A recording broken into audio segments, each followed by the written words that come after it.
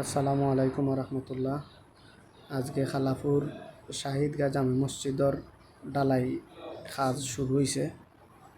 আপনারা যারা যারা মসজিদে দান করছেন আলহামদুলিল্লাহ, আরও দিতা।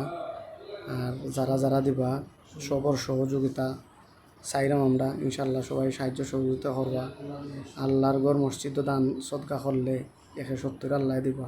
আল্লাহর ঘর মসজিদও সবাই দিবা। আপনারা দান সৎকারে আল্লাহ কবুল করতা।